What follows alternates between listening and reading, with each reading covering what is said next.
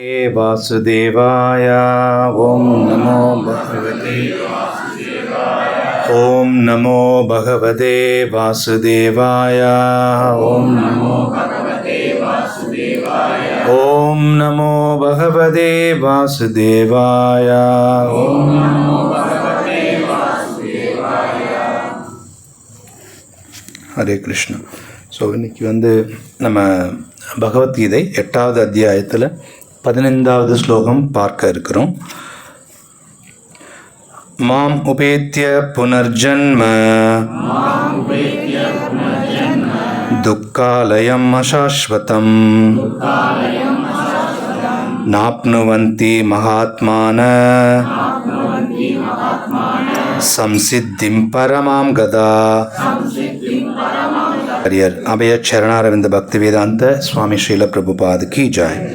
கூட சொல்லுங்க. மாம் என்னை, உபேத்திய அடைந்து, புன மீண்டும், ஜன்ம பிறவி, துக்காலயம் துக்கத்தின் இடம், அசாஸ்வதம் தற்காலிகமானது, ந என்றுமில்லை, ஆப்னுவந்தி அடைதல், மகாத்மான மகாத்மாக்கள், சம்சித்திம் பக்குவம், பரமாம் பரம, கதா அடைந்து. மொழிபெயர்ப்பு கூட சொல்லுங்க. பக்தியில் யோகிகளான மகாத்மாக்கள் என்னை அடைந்த பிறகு முற்றிலும் துன்பம் நிறைந்த இந்த தற்காலிகமான உலகத்திற்கு திரும்பி வருவதே இல்லை. ஏனெனில் அவர்கள் மிக உயர்ந்த பக்குவத்தை அடைந்துவிட்டனர். பொருளுரை. இந்த தற்காலிகமான ஜட உலகம் பிறப்பு, இறப்பு, முதுமை, நோய் என்னும் துன்பங்களால் நிறைந்துள்ளது. எனவே மிக உயர்ந்த பக்குவ நிலையை அடைந்து கோலோக விருந்தாவனம் எனப்படும் கிருஷ்ணலோகத்தை அடைபவன் இயற்கையாகவே இங்கு திரும்பி வர விரும்புவதில்லை. அந்த பரம உலகத்தினை வேத சாஸ்திரங்கள் அவ்யக்த, அக்ஷர மற்றும் பரமாகதி என்று விளக்குகின்றன. வேறு விதமாக கூறினால் அந்த உலகம் நமது பௌதீக பார்வைக்கு அப்பாற்பட்டது, வர்ணிக்க இயலாதது. ஆனால் மகாத்மாக்கள் அடையும் மிக உயர்ந்த இலக்கு அதுவே. தன்னை உணர்ந்த ஆத்மாக்களிடமிருந்து தெய்வீக செய்திகளை பெறும் மகாத்மாக்கள் படிப்படியாக கிருஷ்ண உணர்வில் பக்தி தொண்டை விருத்தி செய்கின்றனர். மேலும் பௌதீக உலகின் எந்த லோகத்திற்கும் உயர்வு பெற அவர்கள் விரும்புவதில்லை. அது மட்டுமின்றி ஆன்மீக உலகத்திற்கு மாற்றம் பெறுவதற்கான விருப்பமும் அவர்களிடம் இல்லை. அந்த அளவிற்கு அவர்கள் திவ்யமான தொண்டில் மூழ்கியுள்ளனர். கிருஷ்ணரது உறவையும் கிருஷ்ணரையும் தவிர அவர்களுக்கு வேறொன்றும் தேவையில்லை. இதுவே வாழ்வின் மிக உயர்ந்த பக்குவ நிலையாகும். இந்த பதம் பரமபுருஷரான கிருஷ்ணரது பக்தர்களை குறிப்பிட்டு சொல்கின்றது. கிருஷ்ண உணர்வில் உள்ள இந்த பக்தர்கள் வாழ்வின் மிக உயர்ந்த பக்குவ நிலையை அடைகின்றனர். வேறு விதமாக கூறினால் அவர்கள் மிக உயர்ந்த ஆத்மாக்கள் ஆவர். ஓம் தத் சத். ஓம் அஜ்ஞானாதிமிராந்தஸ்ய ஞானாஞ்சன சலாக்கயா சக்ஷுருன்மீளிதமேன தஸ்மை ஸ்ரீ குரவே நமः. ஸ்ரீ சைத்தன்ய மனோபீஷ்டம் ஸ்தாபிதமேன பூதலே ஸ்வயம் ரூப கதா மஹ்யம் ததாதி ஸ்வபதாந்திகம். நமோ விஷ்ணு பாதாய கிருஷ்ண பிரஸ்தாய பூதலே ஸ்ரீமதே ஜெயபதாக சுவாமி நித்யநாமினே நமாச்சாரிய பாதாய நிதாய கிருப பிரதாயனே கௌர கததாமதாய நகர கிராமதாரிணே. நமோ விஷ்ணு பாதாய கிருஷ்ண பிரஸ்தாய பூதலே ஸ்ரீமதே பக்தி வேதாந்த சுவாமி நித்யநாமினே நமஸ்தே சாரஸ்வதி தேவே கௌரவாணி பிரச்சாரிணே निर्विशेष शून्यवादी पाश्चात्य देशतारिणी. जय श्री कृष्ण चैतन्य प्रभु नित्यानंद श्री अद्वैत गदाधर शिवासादि गौर भक्त वृंद. हरे कृष्णा कृष्ण कृष्ण हरे हरे, हरे रामा राम राम हरे हरे. हरे कृष्णा. ஓகே. ஸோ ஒவ்வொரு ஞாயிறும் நடக்கிற இந்த சத்சங்க நிகழ்ச்சிகளுக்கு வந்திருக்கிறவங்க எல்லாரையும் வரவேற்கிறோம். உங்கள் எல்லாருக்கும் நன்றி சொல்கிறோம் ஈரோடு இஸ்கான் கோவில் சார்பாக. இப்போது இந்த ஸ்லோகம் பார்த்திங்கன்னா 8வது அத்தியாயத்தில் 15வது ஸ்லோகம். பரத்தை அடைதல் அப்படிங்கிற அத்தியாயத்தோட பேர் இது, பரத்தை அடைதல். ஸோ இதில் இருக்கிற 15வது ஸ்லோகம். இது பகவான் கிருஷ்ணர் அர்ஜுனர்கிட்ட சொல்கிற ஸ்லோகம். சரிங்களா? ஸோ இங்கே அர்ஜுனர்கிட்ட கிருஷ்ணா பேசுகிறார். பேசும்போது பார்த்திங்கன்னா பக்தியில் யோகிகளான மகாத்மாக்கள் என்னை அடைந்த பிறகு அப்படின்னு சொல்கிறார். சரிங்களா? இப்போ கிருஷ்ணா வந்து இந்த ஸ்லோகம் பேசுகிறார் அப்படின்னா அதில் என்னை அடைந்த பிறகு அப்படின்னா யாரை குறிக்குதுங்க? கிருஷ்ணரை குறிக்குது. ஏன்னா என்ன அடையணும் அப்படின்னு கிருஷ்ணா சொல்கிறார். சரிங்களா? ஸோ அப்போ கிருஷ்ணர் வந்து என்ன அடையணும்னு சொல்கிறார். சரி, அதுக்கு அடுத்தது ஒரு விஷயம் சொல்கிறார். முற்றிலும் துன்பம் நிறைந்த இந்த தற்காலிகமான உலகத்திற்கு அவர்கள் திரும்பி வருவதே இல்லை. சரிங்களா? இப்போ பார்த்தீங்க அப்படின்னு சொன்னால் நம்ம பொதுவாக வந்து இந்த மாயை அப்படிங்கிற ஒரு விஷயம் பற்றி அடிக்கடி கிளாஸில் வகுப்பில் கேட்டிருப்பீங்க. மாயைனா எது உண்மை இல்லையோ, எது இல்லையோ அது உண்மை மாதிரி தெரிஞ்சால் அது மாயை. சரிங்களா? ஆக்சுவலாக வந்து அப்போ மாயை எங்கே இருக்குது அப்படின்னு சொன்னால் பிரபுபாதர் சொல்கிறாரு, மாயை வந்து நீங்கள் இந்த ஜட உலகத்தில் பார்த்தீங்க அப்படின்னா நம்ம இருக்கிறது பூமியில் இருக்கிறோம். இதுக்கு மேலே வந்து பார்த்தீங்க அப்படின்னு சொன்னால் மேல் உலகங்கள் இருக்குது, நம்ம நடு உலகத்தில் இருக்கிறோம், கீழே வந்து கீழ் உலகங்களும் இருக்குது. சரிங்களா? இதெல்லாம் சேர்த்து தான் நம்ம உலகம்னு சொல்லுவோம். இதில் வந்து டாப் மோஸ்ட்னா மிக உயர்ந்த ஒரு இடம் எது அப்படின்னு பார்த்தீங்க அப்படின்னா பிரம்மலோகம். சரிங்களா? நம்மளை எல்லாரையும் படைச்சவர் முதல் உயிர்வாளி பிரம்மா. சரிங்களா? பிரம்மா இருக்கிற லோகம் பிரம்மலோகம், அதுதான் இருக்கிறதுலேயே மிக உயர்ந்த லோகம். ஆனால் அது ஜட உலகம்தான். சரிங்களா? அந்த ஜட உலகம் வரைக்குமே மாயை இருக்குது. சரிங்களா? இந்த ஜட உலகத்தில் அந்த டாப் மோஸ்ட் பிரம்மலோகம் வரைக்குமே மாயை இருக்குது. மாயை இல்லாத இடம் அப்படின்னு ஒன்று கிடையவே கிடையாது. சரிங்களா? சரிங்க, மாயை இருந்தால் என்னங்க அப்படின்னா, மாயை நமக்கு என்ன செய்கிறாங்க அப்படின்னு சொன்னால், இங்கே கிருஷ்ணா வந்து ஒரு விஷயம் சொல்கிறார். என்ன சொல்கிறாரு? முற்றிலும் துன்பம் நிறைந்த இந்த தற்காலிகமான உலகம் அப்படின்னு சொல்கிறார். யாருக்காவது நமக்கு அப்படி தெரியுதுங்களா? துன்பம் நிறைந்த உலகம் அப்படின்னு தெரியுதா? கௌரவ பூர்ணிமா அன்னைக்கு கூட பிரபு வந்து சொல்லிட்டு இருந்தார், இது வந்து ஓப்பன் ஜெயில். பெரிய ஜெயிலெல்லாம் கட்டி வச்சாங்கன்னா பெரிய பெரிய செவரெலாம் வச்சுருப்பாங்க, மின்சார கம்பியெல்லாம் போட்டிருப்பாங்க, தப்பிச்சு யாரும் போயிடக்கூடாதுங்கிறதுக்காக அவ்வளோ பாதுகாப்போடு வச்சுருப்பாங்க. இங்கே பார்த்தீங்க அப்படின்னா செவரு இல்லை, எதுவுமே இருக்காது, சுற்றி ஓப்பனில் தான் இருக்கும், திறந்து தான் கிடக்கும். இதுக்குள்ளேருந்து வெளியில் போகணுன்னு யாருமே நினைக்க மாட்டாங்க அப்படின்ட்டு, இல்லைங்களா? அப்போ பாருங்கள், இந்த நமக்கு ஏன் இந்த உலகம் வந்து ஒரு துன்பமயமான உலகமாக தெரியல அப்படின்னா அதுக்கு காரணம் வந்து மாயை தான். மாயை வந்து என்ன பண்ணுவாங்க அப்படின்னு சொன்னால், நம்மளை வந்து இந்த உலகம் ரொம்ப சௌகரியமாக இருக்கிற மாதிரி நமக்கு தெரியும். இதில் ஏதாவது ஒரு சின்ன பிரச்சனைகள்லாம் வரும்போது நம்மளுக்கு என்ன தோண வைப்பாங்கன்னா, அது பிரச்சனையாக நமக்கு தோண வைக்க மாட்டாங்க. இதை கொஞ்சம் சரி பண்ணிட்டீங்கன்னா இன்னும் நல்லா வந்து வாழலாம் அப்படிங்கிற மாதிரியான ஒரு தோற்றத்தை மாயாதேவி உருவாக்கிட்டே இருப்பாங்க. நம்ம இங்கே என்ன பண்ணுவோம்னா, தொடர்ச்சியாக அந்த பிரச்சனை ஏதாவது வரும்போது அந்த பிரச்சனையெல்லாம் கொஞ்சம் சரி பண்ணி மறுபடியும் நம்ம இருந்துகிட்டே இருக்கலாம் அப்படின்னு நினைப்போம். சரிங்களா? இது யார் செய்கிறாங்கன்னா மாயா செய்கிறாங்க. நமக்கு நம்ம வந்து இந்த உலகத்தை விட்டு போயாகணும் அப்படிங்கிற விஷயத்தை நமக்கு கடைசி வரைக்கும் வந்து நமக்கு தெரியவே படுத்த மாட்டாங்க. சரிங்களா? நீங்கள் இப்போவும் நம்ம கண்ணாடி முன்னாடி போய் நிற்கிறோம், அல்லது வந்து கண்ணாடி முன்னாடி போய் நிற்கிறப்பவும் பார்த்தீங்கன்னா யாருக்காவது நமக்கு வயசாகிடுச்சுன்னு யாருக்காவது தோணுதுங்களா? ஒருத்தருக்குமே தோணாது. சரிங்களா? நம்ம வந்து ஆக்சுவலாக ஒரு நபர் வந்து யமராஜ்கிட்ட வந்து மீட் பண்ணுறாரு. அவர் சொல்கிறார், பாருங்கள் திடீர்னு நீங்கள் பாட்டிலும் வர்றீங்க, ஆட்கள் எல்லாம் வந்து ஜஸ்ட் உடனே நீங்கள் மரணத்துக்கு ராஜா, எல்லாரையும் டப்புன்னு எல்லாரையும் க்ளோஸ் பண்ணி தூக்கிட்டு போயிடுறீங்க. எனக்கு மட்டும் நீங்கள் இப்படி செய்யக்கூடாது. எதாக இருந்தாலும் எனக்கு வந்து நீங்கள் தயவுசெய்து முன்னாடி லெட்டர் போட்டுருங்க. நீங்கள் வந்து போடுற லெட்டரை வச்சு நான் ப்ராப்பராக தெரிஞ்சுட்டு நானே வந்து சேர்ந்துக்கிறேன் அப்படின்னு. அப்புறம் சரி, அவர் யமராஜ் பார்க்குறாரு, சரிப்பா ஒன்றும் பிரச்சனை இல்லை, நான் லெட்டர் போடுறேன் அப்படின்னு சொல்லிட்டு விட்டுறாரு. அப்புறம் இவர் பார்க்குறாரு, அப்படியே இருக்க 60 வயசு ஆகுது, 65 வயசு ஆகுது, இன்னும் ஒரு லெட்டரும் காணாமே, பரவாயில்ல நம்ம ரொம்ப நாளைக்கு இருப்போம் போல இருக்குது அப்படின்னு சொல்லிட்டு அப்படியே பார்த்துட்டு இருக்காரு. திடீர்னு ஒரு 70 வயசு ஆகும்போது திடீர்னு இறப்பு வந்துடுது, இறந்துடுறாரு.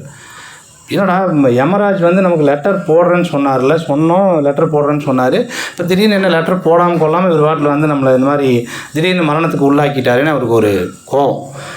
போயிட்டு யமராஜ் பார்த்தோன்னா, நீங்களாம் பெரியவங்க தானே, லெட்டர் போடுறேன்னு சொன்னீங்கல்ல, போடணுமா இல்லையா அப்படின்னு சொல்லி கேட்குறாரு. அவர் உடனே சொன்னார், பல லெட்டர் போட்டீங்க அப்படின்னாரு. எங்கேயும் லெட்டர் போட்டீங்க, முதல்ல உனக்கு நரைச்ச முடியெல்லாம் வந்துச்சா அப்படின்னாரு.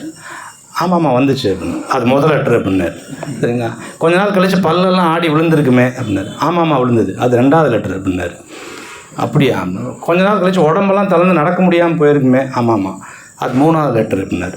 இத்தனை லெட்டர் போட்டிருந்தேன், நீ லெட்டரே போடலன்னு சொல்கிற, இத்தனை லெட்டருக்கு அப்புறம் தான் அவனை கூப்பிட்டு வந்திருக்கிறேன் அப்படின்னு. எந்த லெட்டருமே நீ லெட்டராக எடுத்துக்கல அப்படின்னு சொல்லிட்டு. இதை என்ன புரிஞ்சுக்கணும் அப்படின்னு சொன்னால், இறப்புங்கிறத நம்மகிட்ட சொல்லிட்டெல்லாம் வராதுங்கிறத முதல்ல புரிஞ்சுக்கணும். சரிங்களா? இந்த கலியுகம் அதனால் அந்த இறப்புங்கிறது ஒரு முக்கியமான துன்பம் அப்படின்னு நமக்கு யாருக்காவது தோணுதுங்களா? யாருக்குமே தோணாது. ஆக்சுவலாக வந்து சாஸ்திரங்களில் சாணக்கியர் சொல்கிறார், ஒருத்தனுக்கு நாளைக்கு நம்ம இறந்துருவோம் அப்படிங்கிற விஷயம் புரிஞ்சுதுன்னு வச்சுக்கோங்களேன், அவன் பக்தி ரொம்ப பயங்கரமாக பண்ணுவாங்களாம். அந்த பக்தி, அவங்களோட பக்தி ரொம்ப தீவிரமாக இருக்குமாம். சரிங்களா? நமக்கு யாருக்குமே என்ன தோணாதுன்னா, நமக்கு இறப்புன்னு ஒன்று கிடையாது, மறைவுன்னு ஒன்று கிடையாது அப்படின்னு சொல்லி நம்ம நினைக்கிறதுனால, மாயாதேவி நம்மளை நினைக்க வைக்கிறதுனால இந்த உலகம் துன்பமயமானதுன்னு எந்த இடத்துலையுமே நம்ம யோசிக்க மாட்டோம். சரிங்களா? அது மாதிரி இந்த மாயாதேவி இந்த உலகத்தில் நம்மளை இருக்க வைக்கிறாங்க. சரிங்களா? அடுத்தது பார்த்திங்க அப்படின்னு சொன்னால், இப்போ நம்ம அடிக்கடி வகுப்பில் கேட்டிருப்போம், இந்த உலகம் இருமைகள் நிறைந்தது அப்படின்னு சொல்லி. சரிங்களா? இருமைகள் அப்படின்னு சொன்னால், இப்போது வெற்றி அப்படின்னா அதுக்கு எது பேராக வரும்னு நினைக்கிறீங்க? தோல்வி இல்லைங்களா? எப்போவுமே ரெட்டையாக இருக்கும் நிறைய விஷயங்கள் இந்த உலகத்தில். வெற்றி இருக்குதுன்னு சொன்னால் கண்டிப்பாக தோல்வி இருக்கும். இப்போட சாம்பியன்ஸ் ட்ராஃபி கிரிக்கெட்லாம் பார்த்துருப்பீங்க, யாரோ ஒரு டீம் ஜெயிச்சிருப்பாங்க, ஒரு டீம் ஜெயிச்சதுன்னா பல பேர் தோற்றுருப்பாங்க இல்லைங்களா? வெற்றி அப்படின்னா தோல்வி இருக்கும். இன்பம் அப்படின்னா என்ன, கூடவே என்ன இருக்கும்? துன்பம் இருக்கும் இல்லைங்களா? அப்போ பார்த்திங்கன்னா இந்த உலகத்தில் நிறைய விஷயங்கள், நியாயம்னு ஒன்று இருக்குதுன்னா அநியாயம் இருக்கும், எல்லாமே ரெட்டையாக இருக்கும் இந்த உலகத்தில். அப்போ இந்த வார்த்தைக்கான ரெட்டை, இதுக்கு பேரான வார்த்தை எதுன்னு சொல்லுங்கள் பார்ப்போம். முற்றிலும் துன்பம் நிறைந்த அப்படின்னா முற்றிலும் இன்பம் நிறைந்த அப்படின்னு ஒரு வார்த்தை வரணும். அடுத்தது இந்த தற்காலிகமான உலகம். தற்காலிகமான உலகம்னா அப்போ நிரந்தர உலகம்னு ஒன்று இருக்குது, பர்மனெண்ட் வேர்ல்டுன்னு ஒன்று இருக்கணும், நிரந்தர உலகம் ஒன்று இருக்குது இல்லைங்களா?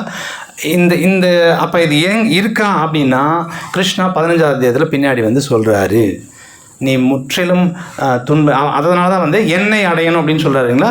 அந்த எண்ணெய் அடையணும்னு சொல்லும்போது அவர் என்ன சொல்கிறாருன்னா, நான் இருக்கிற இடம் எப்பேற்பட்டதுங்கிறதையும் சேர்த்துங்க சொல்லிடுறாரு.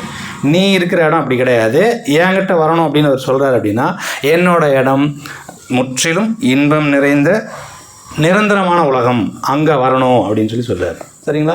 அப்போ நமக்கு அடுத்த பிறவி முதல்ல ஒன்று இருக்கா அப்படின்னா அது இருக்குது. சரிங்களா? கண்டிப்பாக இருக்குது எல்லாருக்குமே. நிறைய பேர் என்னென்னா, பல தத்துவவாதிகள் என்ன சொல்லி கொடுப்பாங்கன்னா, இருக்கிறது ஒரு வாழ்க்கை, நல்லா என்ஜாய் பண்ணு அப்படிமா சொன்னவன் போய் சேர்ந்துடுவான். சரிங்களா? அவன் முதல்ல போயிடுவான். அப்புறம் அவனை நம்பி ஃபாலோ பண்ணோம்னா நமக்கு அதுதான் நடக்கும். ஆக்சுவலாக ஒரு வாழ்க்கையெல்லாம் கிடையாது, கோடிக்கணக்கான ஜென்மங்கள் எடுத்துருக்கும். திரும்ப எடுப்போமானா கண்டிப்பாக எடுப்போம். அடுத்த வாழ்க்கைங்கிறது இருக்குது, அது நம்ம கையில் இருக்குது. சரிங்களா? நம்ம என்ன செய்கிறோங்கிறது பொறுத்து, நம்மளுடைய செயல்களை பொறுத்து அடுத்த வாழ்க்கை கண்டிப்பாக, அடுத்த பிறவிங்கிறது நமக்கு இருக்குது. சரிங்களா? அப்போ என்னென்னா, இப்போ இந்த கிருஷ்ணா சொல்கிறார் என்ன அடையணும்னு சொல்லும்போது அவர் என்ன சொல்கிறார் அப்படின்னா, ஓகே அந்த உலகம் எப்பேற்பட்டதுங்கிறது பின்னாடி 15ஆவது இது சொல்கிறார். சரிங்களா? எப்படி இருக்கும் அப்படின்னா, ரொம்ப பிரகாசமாக சுய பிரகாசம் உடைய லோகங்கள் எல்லாம் இருக்கிற இடம் என்னோடது அப்படிங்கிறார். அங்கே சூரியன் தேவையில்லை, சந்திரன் தேவையில்லை, மின்சாரம் தேவையில்லை. யோசிச்சு பாருங்க, கரண்ட் இல்லைன்னா நம்ம வீட்லேயே இருக்க முடியாது, வீடே தேவையில்லைன்றோம் இல்லை? அவங்களுக்கு அது அங்கே எதுவுமே தேவையில்லை, இதெல்லாம் எதுவுமே இல்லாமையே அங்கே வாழ முடியும். எப்படி வாழ முடியும் அப்படின்னு சொன்னால், முதல்ல அங்கே பிரச்சனைகளும் ஒன்று கிடையவே கிடையாது. பிரபுபாதர் பொருளுரையில் முதல் லைன் எழுதுகிறாரு பாருங்க, தற்காலிகமான ஜட உலகம் பிறப்பு இறப்பு முதுமை நோய் என்னும் துன்பங்களால் நிறைந்துள்ளது அப்படின்ட்டார். அப்போ நிரந்தர உலகம் எப்படி இருக்கும்? ஆன்மீக உலகம், பகவான் இருக்கிற இடம். இந்த நாலுமே இருக்காது. அங்கே பிறப்பு கிடையாது, இறப்பு கிடையாது, முதுமை கிடையாது, வியாதி கிடையாது. சரிங்களா? இது எல்லாமே இல்லாமல் இருக்கும். இதை தாண்டி சந்தோஷங்கிறது எப்போவுமே இருந்துகிட்ருக்கும். அது மாதிரியான அந்த இடம். சரிங்களா? கிருஷ்ணா அதனால தான் என்ன சொல்கிறாருன்னா, நீங்கள் இங்கே இருக்காதீங்க, வந்துடுங்க.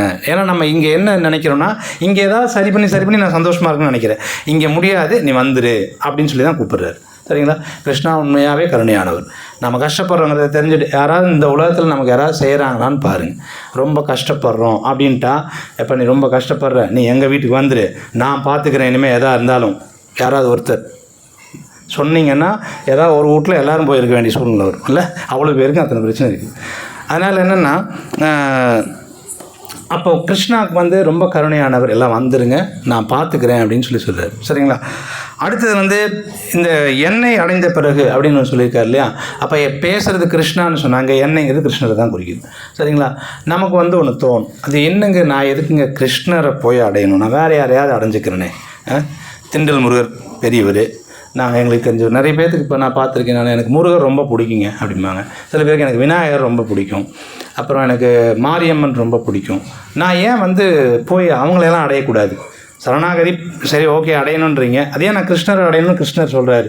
நான் வேறு யாரையாவது அடைஞ்சிட்டு போகிறேனே, இவங்களெல்லாம் தேவர்கள் தானே பண்ணலாம் அப்படின்னு சொல்லிட்டு, சரிங்களா? அப்படி பார்த்தீங்க அப்படின்னா அப்படி அடையலாமா அப்படின்னா முதல்ல நம்ம என்ன புரிஞ்சுக்கணுன்னா, கிருஷ்ணர் தான் சுப்ரீம், கிருஷ்ணர் தான் முழுமுதற் கடவுளுங்கிறத நம்ம முதல்ல தெரிஞ்சுக்கணும், சரிங்களா? மற்றவங்க எல்லாருமே அவருக்கு சேவை செய்கிறவங்க தான். எல்லா தேவர்களுமே எல்லாருமே தேவர்கள், எல்லாருமே சேவை செய்கிறவங்க தான், சரிங்களா? இவங்க என்ன செய்ய முடியாது அப்படின்னு சொன்னால், இவங்க நம்ம இந்த உலகத்திலிருந்து நம்மளை இந்த உலகம் துன்பமயமான உலகம்னு சொன்னோம் இல்லைங்களா, இந்த உலகத்திலேருந்து நம்மளை வெளியில் கொண்டுட்டு போகிறதுங்கிறத வேறு யாராலையும் செய்ய முடியாது, யாருமே செய்ய முடியாது. முருகர் ஆகட்டும், விநாயகர் ஆகட்டும், பிரம்மாவாகட்டும், யாராலையுமே செய்ய முடியாது. இந்த உலகத்துலேருந்து நம்மளை விடுவிச்சு கொண்டுட்டு போகிறதுக்கான தகுதி அப்படின்றது, முக்தி தரக்கூடிய தகுதிங்கிறது முகுந்தனுக்கு தான் இருக்குது. முகுந்தன்னா கிருஷ்ணா, சரிங்களா? முக்தி கொடுக்கறதுனால தான் அவர் முகுந்தா, அவருக்கு மட்டும்தான் இருக்குது. வேறு யாருமே செய்வாங்களான்னா செய்ய முடியாது, யாரும் பண்ண முடியாது. அப்போ நம்ம அதுவும் இன்னொன்று பின்னாடி 9வது அத்தியாயத்தில் கிருஷ்ணா சொல்கிறார், ஒருவேளை நீ ஒரு தேவர்களை ரொம்ப சின்சியராக ஒரு தேவரை நீ வழிபடுற அப்படின்னா என்ன நடக்குங்கிறத சொல்கிறார். தேவரை வழிபடுனா நீ தேவர்களுக்கு இடையில பிறப்ப அப்படிங்கிறார், சரிங்களா? அப்புறம் சப்போஸ் முன்னோர்களையெல்லாம் வழிபடுற அப்படின்னா முன்னோர்கள் உலகத்தில் நீ பிறப்ப. பூதங்களெல்லாம் வழிபட ஆரம்பித்தேன்னா நீ பூதங்களுக்கு நடுவில் தான் பிறப்ப. என்னை வழிபட்டால் மட்டும்தான் என்கிட்ட வருவேன் அப்படின்றார். அப்போ பாருங்கள், தேவர்கள் வழிபடுறோம் மற்ற எல்லாருக்கிட்டையும் நான் வருணத்தை சரணாகதி பண்ணிக்கிறேன், அவங்க நான் அடைஞ்சிக்கிறேனே அப்படின்னா அவங்க மத்தியில் போய் பிறப்பீங்க. ஆனால் இந்த அடுத்த ஸ்லோகத்திலே பார்த்தீங்க அப்படின்னா பிரம்ம புவனாலோக புனர் ஆவர்த்தினோ அர்ஜுனா அப்படின்றார். அந்த பிரம்மலோகத்துக்கே ஒருத்தர் ஏற்றம் பெற்றாலும் அவன் திரும்ப இங்கே பிறந்தாகணும் அப்படின்ட்டு. ஏன்னா அவனுடைய புண்ணிய காரியங்கள் அதெல்லாம் முடிஞ்சு போச்சு அப்படின்னு சொன்னால் அவனை திரும்ப இங்கே அனுப்பிச்சிடுவாங்க, சரிங்களா? அப்புறம் இன்னும் சில பேருக்கு தோணும், நான் கிருஷ்ணரையும் அடைய விரும்பலை, நீங்கள் சொல்கிற சரி தேவர்களையும் அவங்களையும் நான் அடைய விரும்பலை அப்படின்னு சொன்னால் அவங்களுக்கு என்ன ஆகும் அப்படின்னா, ஓகே எங்கேயுமே போகலன்னா இங்கேயே இருப்பீங்க, அவ்வளோதான், சரிங்களா? இங்கே நம்ம இங்கே மறுபடியும் இங்கேயே இருக்கிறோம் அப்படின்னா இங்கே என்ன பிரச்சனைங்கிறது தெரியும். இது முற்றிலும் துன்பமயமான உலகம், அவ்வளோதான், சரிங்களா? சரி இங்கேயே இருப்பேன்னா பரவாயில்லையே, நான் பிரச்சனை இல்லை, நான் இருந்துட்டு போகிறேன், நான் வேலை செய்கிறேன், சம்பாதிக்கிறேன், ஜாலியாக இருந்துட்டு போகிறேன் நினைக்கலாம், சரிங்களா? நம்ம இப்படியே இருக்க விட மாட்டாங்க, அதுதான் பிரச்சனை, சரிங்களா? இப்படியே இருக்க விட மாட்டாங்க. ஒன்ஸ் இந்த உடல் முடிஞ்ச உடனே நம்ம பண்ண பாவ புண்ணிய கணக்குகளெல்லாம் எடுத்து வச்சுட்டு அடுத்தது இவனை மனுஷனாக முதல்ல வச்சுருக்கலாமா அப்படின்னு டிசைட் பண்ணுவாங்க. மனிதனாக வச்சுருந்துட்டாங்கன்னா கூட பரவாயில்ல, அப்படி கூட வைக்க மாட்டாங்க. அடுத்தது நாய், பன்றி எல்லாம் என்னென்ன சுற்றுதோ எல்லாமே தெரியும் இல்லைங்களா? இதுலேயே அவனை தூக்கி போடு, எப்போ பார்த்தாலும் இவன் என்னோடதுனே சுற்றிக்கிட்டு இருந்தான், தூக்கி நாய் உடம்புல போட்டுரு. ஏன்னா அது அப்படி தான் நினைக்கும். நீங்கள் ஒரு வீட்டில் ஒரு நாய் இருக்குன்னு வச்சுக்கோங்களேன், ஆக்சுவலாக அது என்ன நினைக்கும்னா இது என்னோடய வீடு, ஏன் வீட்டுக்குள்ளே எவனோ வரான்னு சொல்லி தான் ஆப்போஸ் பண்ணும். யாராவது புதுசாக வந்தாங்கன்னா ஒரு வீதிக்குள்ளே நாய் இருக்குன்னு வச்சுக்கோங்க, பக்கத்து வீதி நாய் விடாது, தெரியுங்களா? இது ஏன் வீதி, எப்படா நீ உள்ளே வரலாம் அப்படின்னு. அது என்னோடதுங்கிறத பயங்கரமாக வளர்த்து வச்சுருக்கும். நம்ம அப்படி வளர்ந்துட்டே இருந்தோம்னா மனுஷனாக இருக்க வைக்க மாட்டாங்க. ரொம்ப உணர்வு என்னோடதுன்ட்டே இருக்கிறான், தூக்கி அடுத்தது அங்கே போடுங்கன்றுவாங்க, சரிங்களா? அப்போ என்ன ஆகிடும் அப்படின்னா, நான் இங்கேயே இருக்கிறேன்னா இப்படியே இருக்க விட மாட்டாங்க. இந்த உடல் விடுறேன் அப்படின்னா அடுத்த உடல் கண்டிப்பாக இருக்குது, அது மனித உடலாகவும் நமக்கு கிடைக்காது, சரிங்களா? அப்போ நமக்கு இது எது மூணில் எது பெட்டர் அப்படின்னு யோசிச்சு பாருங்கள். இங்கேயே இருந்து வேறு உயிரினங்களில் வாழ்ந்துட்டு இருக்கிறது பெட்டரா, இல்லை தேவர்கள்ட்ட போயிட்டு மறுபடியும் திரும்ப இங்கே மறுபடியும் கஷ்டப்படுறது பரவாயில்லையா, இல்லை எப்போவுமே சந்தோஷமாக இருக்கிற ஒரு இடத்துக்கு போகிறது பரவாயில்லையா அப்படிங்கிறது நாம் தான் முடிவு பண்ணணும், சரிங்களா? அடுத்தது இதில் பக்தியில் யோகிகளான மகாத்மாக்கள் மிக உயர்ந்த பக்குவத்தை அடைந்து விட்டனர் அப்படின்னு சொல்கிறாங்க. சரி, யார் இங்கே பாருங்கள், இந்த உலகத்துக்கு திரும்பி வர்றதே இல்லைன்னு சொல்கிறாங்க இல்லைங்களா? அவர் யார் அப்படி திரும்பி வர்றதில்லைன்னு சொல்கிறாரு அப்படின்னு பார்த்தீங்கன்னா, பக்தியில் யோகிகளான மகாத்மாக்கள் தான் திரும்பி வர்றதில்லை அப்படின்றார் இல்லைங்களா? அப்போ நமக்கு என்ன நம்ம குவாலிஃபிகேஷன் தேவைப்படுது, இங்கே நான் கஷ்டப்படக்கூடாதுன்னு நான் முடிவு பண்ணுறேன்னு வச்சுக்கோங்க. அப்படின்னு சொன்னால் எனக்கு என்ன தகுதி தேவைப்படுது, நான் பக்தியில் யோகி ஆகணும், சரிங்களா? மகாத்மா ஆகணும். ஏன்னா மகாத்மா நான் ஆக முடியுமா, அதெல்லாம் வேறு யாரோ இருக்காங்களே அப்படின்னா அப்படி கிடையாது. மகாத்மான்னு யார் ஆச்சாரியாரும் சொல்லி ஆச்சாரியாரும் சரி சாஸ்திரமும் என்ன சொல்லுதுன்னா, யார் ஒருத்தங்க பகவான் கிருஷ்ணருக்கு சேவை பண்ணுறாங்களோ, பகவான் கிருஷ்ணருக்கு வந்து சரணாகதி பண்ணியிருக்காங்களோ, பகவான் கிருஷ்ணரை பற்றி தெரிஞ்சுட்டு அவங்களுக்கு சர்வெண்ட்டாக இருக்காங்களோ, சேவகனாக இருக்காங்களோ, அவங்க மகாத்மா. இப்படி தான் வந்து சாஸ்திரமும் ஆச்சாரியார்களும் சொல்கிறாங்க. அப்போ இந்த யோகிகள், நிறைய யோகிகள் இருக்காங்க. சில பேர் கர்ம யோகிகள், செயல்கள் மூலமாக வந்து இருக்கிறவங்க கர்மயோகி. செய்கிற செயல்கள் புண்ணிய செயல்களாக பார்த்து பார்த்து பார்த்து செய்கிறவங்க, அவங்களாம் கர்மயோகி. அடுத்தது வந்து சில பேர் வந்து ஞான யோகி, கற்பனை பண்ணி பகவானை பற்றிய அறிவை வளர்த்துக்கிறதுக்கு விருப்பப்படுறவங்க ஞான யோகி. ஹடயோகி இருப்பாங்க, அந்த உடம்பை வந்து என்ன பண்ணுவாங்கன்னா நிறைய ஆசனங்கள்லாம் செஞ்சு தியானம் செஞ்சு பண்ணணும்னு இருப்பாங்க, அவங்கெல்லாம் வந்து ஹடயோகி. இந்த மாதிரி பலவிதமான யோகிகள் இருக்கிறாங்க. ஆனால் இந்த யோகிகள் யாருமே மகாத்மாக்கள் ஆக முடியாது. சரிங்களா? நீங்கள் தியானம் பண்ணால் நான் யோகி ஆயிடுவேனா அப்படின்னா ஆகலாம், ஆனால் நீங்கள் இங்கே தான் இருக்க வேண்டி வரும். மகாத்மா ஆகணும், அந்த யோகிகளில் மகாத்மா ஒருத்தன் ஆகணும் அப்படின்னா பகவான் கிருஷ்ணரை நினைக்க ஆரம்பிக்கணும். அதையும் ஏற்கனவே 6வது அத்தியாயத்தில் சொல்லியிருப்பார். பல யோகிகளுக்கு மத்தியில் பெரும் நம்பிக்கையோடு யார் ஒருத்தன் வந்து என்ன நினச்சிட்ருக்கிறானோ அவன் தான் வந்து பார்த்தீங்க அப்படின்னு சொன்னால் எனக்கு பிரியமானவன், அவன் தான் குறிப்பாக யோகி அப்படின்னே சொல்கிறார். மிகவும் பிரியமான யோகி அவன் தான் அப்படின்னு சொல்கிறார். சரிங்களா? அப்போ பக்தியில் மகாத்மா ஆகணும் அப்படின்னு சொன்னால் அவங்களுக்கு மட்டும்தான் வந்து பகவான் ராஜ்யத்துக்குள்ளே நுழையிறதுக்கான தகுதி வந்து கிடைக்கும் அப்படிங்கிறத அடுத்தது சொல்லியிருக்கிறார். அப்புறம் பார்த்தீங்க அப்படின்னு சொன்னால் அவர்கள் மிக உயர்ந்த பக்குவத்தை அடைந்து விட்டனர் அப்படின்னு சொல்கிறார். அது என்ன மிக உயர்ந்த பக்குவம் அப்படின்னு சொன்னால், இப்போ அவங்க வந்து அந்த பக்குவப்படுறதுன்னா உங்களுக்கு புரியும் இல்லையா? சில குழந்தைகள்லாம் பார்த்தீங்கன்னா சின்ன வயசில் கை சூப்பிட்டு இருந்திருப்பாங்க. அவன் ஒரு 25 வயசு ஆகி கை சூப்பிட்டே இருந்தான்னு வச்சுக்கோங்க, என்ன செய்வோம் எல்லாரும்? பரவாயில்ல, கை சூப்பிட்டு போகிறான்னு விட்டுருமா? நம்ம எல்லாரும் பிடிச்சி கண்டபடி திட்டுவாங்க. இவ்வளோ பெரிய ஆளாயிட்டான், இவனுக்கு அறிவு இருக்காது, பேசுவாங்களா இல்லைங்களா? ஏன்? சின்ன வயசில் அது செஞ்ச விஷயந்தான், அது ஒன்றும் தப்பான செயல் கிடையாது. அவன் கை சூப்புறதுங்கிறது சாதாரணமான ஒரு செயல் தான். ஏன் எல்லோரும் கடுப்பாகிறோம் அல்லது எல்லோரும் கோவப்படுறோம் அப்படின்னா அந்த ஏஜுக்கு அவன் அதை செய்யக்கூடாது. சின்ன குழந்தையாக இருக்கும்போது அறியாமையில் இருந்துட்டான், அதனால் அவன் செஞ்சுட்டு இருந்தாங்கிறது பரவாயில்ல. வளர்ந்துட்டாங்கிறப்ப நம்ம அவங்ககிட்ட ஒரு பக்குவத்தை எதிர்பார்க்குறோம். பெரிய ஆள் ஆகிட்ட, நீ உன்னுடைய அறிவு வளர்ச்சி அடைஞ்சிருச்சு அப்படின்னு சொன்னால் அவங்ககிட்ட ஒரு பக்குவம் இருக்கணும் அப்படின்னு எல்லோரும் எதிர்பார்க்கணும் இல்லைங்களா? அப்போது அந்த மிகவும் இந்த குழந்தையாக இருந்து ஒரு மனுஷன் பெரிய ஆளாக இருக்கும்போதே நம்ம ஒரு பக்குவத்தை எதிர்பார்க்கும்போது பல உயிரினங்கள் இருக்கிறதுக்கு மத்தியில் மனுஷனாக ஒருத்தருக்கான அப்போ அவங்ககிட்ட ஒரு பக்குவம் இருக்கணும்னு சாஸ்திரம் சொல்லுது. சரிங்களா? இப்போ ஒரு நாய் ரோட்டில் வந்து சாப்பிட்டுட்டு இருக்கிறதையோ ரோட்டில் சண்டை போட்டுக்கிறதையோ வந்து சாஸ்திரம் அலோவ் பண்ணுது. ஏன்னா அது அனிமல், அதுக்கு பக்குவம் இருக்காது. சரிங்களா? அது கிடையாது. அப்போ மனிதர்களுக்கு ஒரு பக்குவம், மனிதர்களாக இருக்கான் அப்படின்னா அவனுடைய பகுத்தறிவுக்கு அவங்ககிட்ட ஒரு பக்குவம் இருக்கணும் அப்படின்னு சாஸ்திரம் எதிர்பார்க்குது. என்ன பக்குவம் இருக்கணும்னு எதிர்பார்க்குது அப்படின்னு சொன்னால் அவனுக்கு முதல்ல இது எல்லாத்தோட மூலம் யாருன்னு முதல்ல தெரிஞ்சுக்கிறதுக்கு முயற்சி பண்ணணும். 3 விதமான பக்குவம் அடைஞ்சதுக்கான 3 விஷயங்கள் நமக்கு தெரிஞ்சிருக்கணும். ஒன்று, முதல்ல நம்ம யாருன்னு தெரிஞ்சிருக்கணும். சரிங்களா? அடுத்தது, நம்ம யாருன்னு தெரிஞ்சிட்டதுக்கப்புறமா நம்மளை யார் கட்டுப்படுத்துகிறாங்க அப்படின்னு தெரிஞ்சிருக்கணும். இப்போ நம்ம யாருன்னு தெரிஞ்சிருக்கணும் அப்படின்னா முதல்ல நம்ம ஆத்மானு தெரிஞ்சிருக்கணும், உடல் கிடையாது, அது புரிஞ்சிருக்கணும். 2வது, நம்மளை கட்டுப்படுத்துகிறவர் யார்? பகவான் வந்து கிருஷ்ணர், அது தெரிஞ்சிருக்கணும். 3வதா, அவருக்கு நமக்கு என்ன சம்பந்தம் அப்படிங்கிறது தெரிஞ்சிருக்கணும். இந்த 3 விஷயங்கள் வந்து தெரிஞ்சிருந்தால் தான் நாம் பக்குவம் அடைஞ்சிருக்கணும்னு அர்த்தம். இல்லைன்னா நம்ம பக்குவத்துக்கே வரல, இன்னும் கை சூப்பிட்டு இருக்கணும்னு தான் அர்த்தம். சரிங்களா? இல்லையா? அதனால் வந்து நம்மகிட்ட அந்த பக்குவத்தை எதிர்பார்க்குறாங்க. சரிங்களா? அப்போ இந்த 3 விஷயங்கள் எப்படிங்க தெரிஞ்சுக்கிறது அப்படின்னு சொன்னால் ரொம்ப சிம்பிள். கிருஷ்ணா வந்து சைத்தன்ய மகாபிரபுவாக வந்து நமக்கு சொல்லி கொடுத்த விஷயம். ஹரே கிருஷ்ணா கிருஷ்ண கிருஷ்ணா ஹரே ஹரே, ஹரே ராமா ராம ராமா ஹரே ஹரே. ஸோ இந்த மாதிரி ஹரே கிருஷ்ண மகா மந்திரம் ஒருத்தவங்க ஜபம் பண்ண கிருஷ்ண பக்தி, பகவத்கீதை, பாகவதம் புத்தகங்கள் படிக்க அவங்களுடைய அறிவு விருத்தியாகும். இதெல்லாம் பிரபுபாதர் வந்து இங்கே சொல்றார். தன்னை உணர்ந்த ஆத்மாக்களிடமிருந்து தெய்வீக செய்திகளை பெறும் மகாத்மாக்கள் படிப்படியாக கிருஷ்ண உணர்வில் பக்தி தொண்டை விருத்தி செய்கின்றனர் அப்படின்னு சொல்கிறாங்க. சரிங்களா? முதல்ல அடிப்படையாக நமக்கு வர வேண்டிய பக்குவம் இந்த பக்குவம் வந்ததுன்னா இந்த இதில் இன்னும் இந்த பக்குவத்தோட உயர்ந்த நிலை ஒன்று பற்றி பிரபுபாதர் வந்து பொருளுரையில் எழுதுகிறார். அது என்ன, இதை விட இன்னும் உயர்ந்த பக்குவம் ஒன்று இருக்கா? அதானே பகவான் யாருன்னு தெரிஞ்சுக்கிட்டோம், நம்ம யாருன்னு தெரிஞ்சுக்கிட்டோம், பகவானுக்கு நமக்குமான சம்மந்தமெல்லாம் தெரிஞ்சுக்கிட்டா பத்தாதுங்களா அப்படின்னா அதை தாண்டி ஒரு விஷயம் இருக்குது. அவங்களுக்கு ஆன்மீக உலகத்துக்கு போகணும்னு கூட தோணாதாமா. அப்போ அவங்க இங்கேருந்து கஷ்டப்படுவாங்களா அப்படின்னா கிடையாது.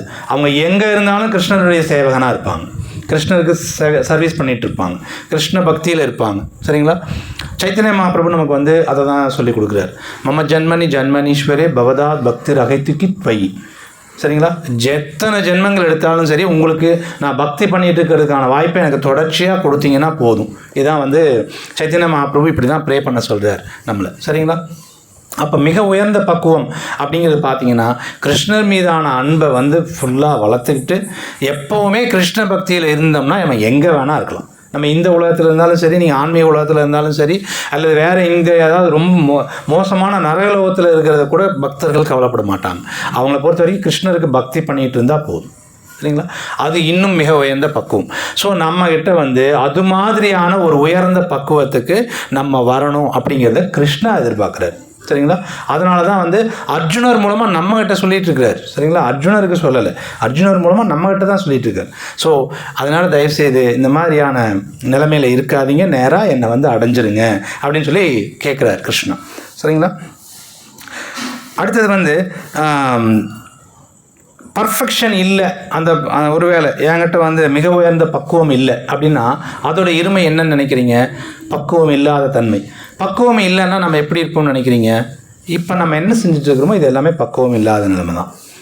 நம்மளுடைய புலன்களை திருப்திப்படுத்துறது, நான் வந்து என் உடல் மேலே பற்று வச்சுக்கிறது, உடல் சார்ந்தவங்க மேலே பற்று வச்சுக்கிறது, இந்த உலகத்தில் வந்து இந்த உலகத்தை நான் ஆளணும்னு நினைக்கிறது, நான் சொன்னபடி எல்லாம் நடக்கணும்னு எதிர்பார்க்குறது, இந்த மாதிரியான விஷயங்களோடு இருக்கிறோம் அப்படின்னு சொன்னால் நம்ம பக்குவம் இல்லாமல் இருக்கிறோன்னு தான் அர்த்தம். சரிங்களா? அப்போ பக்குவ நிலை அப்படிங்கிறது வந்து என்னென்னா கிருஷ்ண பிரேமையை அடைஞ்சிட்டாங்கன்னு அர்த்தம். சரிங்களா?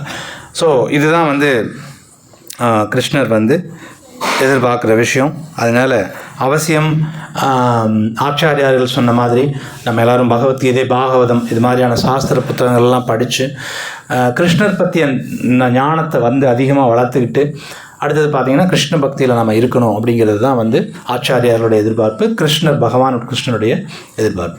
சரிங்களா? அதனால் அது வந்து இந்த பக்தி தொண்டை வந்து போன வாரம் வந்து பார்த்திங்கன்னா அந்த காலகாந்த தாஸ் பிரபுன்னு சொல்லி அமெரிக்காவிலேருந்து ஒருத்தர் வந்திருந்தார் பிரபு. பிரபு கூட சொன்னார், இந்த மாதிரி பக்தர்கள் சங்கத்தில் இருந்துக்கிட்டு நம்ம இந்த பக்தி விஷயங்களை எல்லாம் வந்து பயிற்சி பண்ணணும் அப்படின்னு சொன்னால் கண்டிப்பாக வந்து நம்மளும் வந்து பார்த்திங்கன்னா என்ன பண்ணலாம், பக்தியில் வந்து யோகி ஆகலாம், மகாத்மா ஆக முடியும், பகவானை அடைய முடியும். இதெல்லாமே கிருஷ்ணா சொல்கிறார், அவங்களால முடியும் அப்படின்றார். சரிங்களா? மிக உயர்ந்த பக்குவத்துக்கு அவங்க வருவாங்க அப்படிங்கிறத சொல்கிறார். சரிங்களா? ஓகே. ஸோ அதனால் அதற்கான முயற்சியை எல்லாரும் எடுக்கணும்னு தாழ்மையாக கேட்டுக்கிறோம். ஹரே கிருஷ்ணா. ஸோ இந்த இடத்துல நான் நிறுத்திக்கிறேன். உங்களுடைய கேள்விகள் ஏதாவது இருந்தால் நீங்கள் கேட்கலாங்க. ஹரே கிருஷ்ணா. ஹரே கிருஷ்ணா. சொல்லுங்கள் ப்ரோ. மாயா தேவி இருக்காங்க. Yes bro. அவங்க நம்மளுக்கு நல்லது பண்ணதானே இருக்காங்க, இல்லை நம்மளை இங்கேயும் இருக்க வச்சுக்கணுங்கிறதுக்காக அவங்க கைப்பிடியிலேயே நம்ம வச்சுருக்காங்க. Okay, very good. பிரபு வந்து என்ன கேட்குறாருன்னா, மாயா வந்து நிஜமாகவே இங்கேயே பிடிச்சி வச்சுக்கணும்னு பிளான் பண்ணுறாங்களா, இல்லை நிஜமாக நல்லது பண்ணணும்னு நினைக்கிறாங்களா அப்படின்னு. ஆக்சுவலாக மாயாதேவி பாகத்தில் இருக்குது. மாயாதேவியோட வேலை வந்து பார்த்திங்க அப்படின்னா ஒரு தேங்க்லெஸ் ஜாப் அப்படின்னு சொல்லுவாங்க. நமக்கு வந்து அவங்க வந்து அதுக்கான நன்றியை கூட எதிர்பார்க்காமல் வேலை செஞ்சிட்ருக்காங்க. யாருமே பாராட்ட மாட்டாங்க. இப்போ யோசிச்சு பாருங்கள், ஜெயிலில் பிடிச்சி போட்டு வச்சுருக்காங்கன்னா எந்த ஜெயிலுக்குள்ளே இருக்கிற ஆளாவது ஜெயிலரை வந்து பரவாயில்ல நீங்கள் கரெக்டாக உங்கள் டியூட்டியை செய்கிறீங்க யாராவது சொல்லுவாங்கன்னு நினைக்கிறீங்களா? திட்டுன்னு திட்டுவான். அங்கே போனேன் இதுதான் ஒன்றும் பண்ணல, இங்கே போனேன் ஏதோ அந்த பொருளை எடுத்து என் கொண்டு வந்து உள்ளே போட்டு நீ இவ்வளோ சித்திரவதை பண்ணிகிட்டு இருக்கிறான் பிடிச்சி. ஆனால் அவங்க என்னத்துக்கு நம்மளை உள்ளே போடுறாங்கன்னு நினைக்கிறீங்க? இந்த மாதிரி விஷயங்கள்ல இருந்தாலும் மாறி அவன் நல்ல நடத்திக்கு வரணுங்கிறதுக்காக தான் செய்கிறாங்க. ஆனால் நம்ம அவங்கள திட்ட தான் செய்வோம். மாயாதேவியும் அப்படி தான், எல்லார்கிட்டையும் திட்டு வாங்கினாலும் கிருஷ்ணா சொன்னதுனால அந்த வேலையை அவங்க செய்கிறாங்க. அவங்களோட வேலை என்னென்னா, கிருஷ்ணர் அந்த சேவையை அவர்கிட்ட கொடுத்துருக்காங்க, நீங்கள் பார்த்துக்கோங்க. இங்கே இப்போ நீங்கள் ஜெயிலேருந்து யாரை வெளியில் விடுவாங்கன்னு நினைக்கிறீங்க? ஒரு பர்டிகுலர் டைம் போட்டிருக்காங்க. சில பேர் முன்னாடியே வெளியிடுவாங்க. எப்படி விடுவாங்கன்னா, அவங்க நல்ல நடத்தையை பார்த்துட்டு ஒழுங்காக இருக்காங்க, இனிமேல் அவங்க வந்து தப்பு பண்ண மாட்டாங்க அப்படின்னு ரெடி ஆகிற ஆட்களை முன்னாடியே ரிலீஸ் பண்ணுவாங்க. அதே மாதிரி இங்கே இருந்து பக்தி பண்ணிகிட்டு இருந்து, ஓகே இனிமேல் நம்ம இந்த உலகம் வேண்டாம், இது மேலே இருக்கிற பற்று வேண்டாம், நம்ம இந்த மாதிரி நம்மளுடைய புலன்களை திருப்தி பண்ணிகிட்டு இருந்தது போதும், இப்படியெல்லாம் முடிவு பண்ணி கிருஷ்ண பக்தி ப்ராப்பராக ஒருத்தர் பண்ண ஆரம்பிச்சிட்டாங்கன்னா மாயாதேவி அவங்களை அனுப்பிச்சி விட்ருவாங்க. ஓகே, இந்த ஆத்மா அதையும் வந்து கிருஷ்ணா சொல்கிறார், இந்த மாயாதேவியை நீங்கள் ஜெயிக்க முடியாது, எங்கிட்ட ஒருத்தன் சரணாகதி பண்ணால் மாயாதேவி விட்டுருவாங்க. தெய்வீகி ஏச குணமயி மம மாயா துரத்தியா அப்படிங்கிறார். சரிங்களா? இந்த இதை வெல்ல முடியாது நீங்கள். சரிங்களா? மாமியவே பிரபத்தியந்தே, எங்கிட்ட யார் ஒருத்தங்க சரணாகதி பண்ணுறாங்களோ அவங்க வந்து விடுபட்டுருவாங்க, மாயாதேவி அவங்கள விட்டுருவாங்க அப்படின்னு சொல்கிறார். சரிங்களா? அப்போ நம்ம வந்து கிருஷ்ணாகிட்ட சரணாகதி பண்ணால் மாயாதேவி நம்மளை விட்டுருவாங்க. நம்மளை வந்து இங்கே வச்சுட்ருக்க விருப்பப்பட மாட்டாங்க. ஆனால் அவங்ககிட்ட மரியாதையாக தான் நடக்கும். எஸ், எல்லார்கிட்டையும் மரியாதையாக தான் நடந்துக்கணும். சரிங்களா? ஹரே கிருஷ்ணா. வேறு ஏதாவது கேள்விகள் இருக்குங்களா?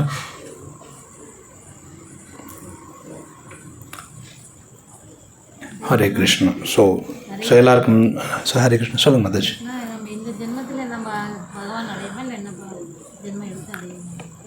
ஓகே, ஸோ மாதாஜியோட கேள்வி ஒரு நல்ல கேள்வி. நம்ம இந்த ஜென்மத்திலே போகணுமா? அப்புறமா போய்க்கலாமே. சரிங்களா? இந்த ஜென்மத்திலே போகணும் ஏதாவது அவசியம் இருக்கா அப்படின்னு கேட்குறாங்க. ஓ, போக முடியுமான்னு கேட்குறீங்களா? சரி, ரைட்டு. போக முடியுமா அப்படின்னு கேட்குறாங்க. பிரபுபாதர் சொல்கிற பதில் வந்து என்னென்னா, முடியும். பிரபுபாதர் ஆச்சாரியா. சரிங்களா? ஆச்சாரியா சொல்கிறது கரெக்டாக தான் இருக்கும். நான் சொல்கிறது தப்பாக இருக்கலாம். ஆச்சாரியா பிரபுபாதர் சொல்கிறது நான் திருப்பி சொல்கிறேன், முடியும். நமக்கு என்ன தேவை அப்படிங்கிறது கிருஷ்ணா சொல்கிறார். என்னென்னா, மாம் ஏக்கம் சரணம் ரஜா, என்னை மட்டும் சரணாகதி பண்ணு அப்படின்னு சொல்கிறார். எல்லா பாப விளைவுகள்லேருந்து நான் உன்னை விடுவிக்கிறேன் அப்படிங்கிறார். மோக்ஷயிஷ்யாமி மா சுசக அப்படிங்கிறார். சரிங்களா? பயப்படாத, எல்லா இதுலேருந்தும் உன்னை விட்டுறேன், எல்லா பாவங்கள்லேருந்தும். அப்போது ஆட்டோமேட்டிக்காக எல்லா பாவ விளைவுகளும் முடிஞ்சதுன்னா நம்ம வந்து கிருஷ்ணாட்டு போயிடலாம். சரிங்களா? அப்போ சரணாகதி வந்து நம்ம பகவான் கிருஷ்ணர்கிட்ட மட்டும் பண்ணணும். நம்ம என்ன செய்கிறோம்? கிருஷ்ணாக்கிட்ட கொஞ்சம் பற்று வச்சுருக்கிறோம். கிருஷ்ணாவும் வேணும், பணமும் வேணும், அப்புறம் வந்து கார் வேணும், வீடு வேணும், சொத்து வேணும், எல்லார்கிட்டையும் சரணாகதி பண்ணுறோம். கிருஷ்ணா சொல்கிறார், அதெல்லாம் விட்டுரு, என்கிட்ட மட்டும் சரணாகதி பண்ணுறதுங்கிற மனநிலைக்கு வா, அப்போ நான் கூப்பிட்டுக்கிறேங்கிறது. ஸோ நம்மளால் ஒரே ஜென்மத்தில் கண்டிப்பாக போக முடியும். நம்ம தீவிரமாக பக்தி பண்ணோம்னா போகலாங்க. ஹரே கிருஷ்ணா. வேறு ஏதாவது கேள்வி இருக்குங்களா? ஓகே. ग्रंथराज श्रीमद् भगवद गीता की जय। आचार्य श्रील प्रभुपाद की जय। और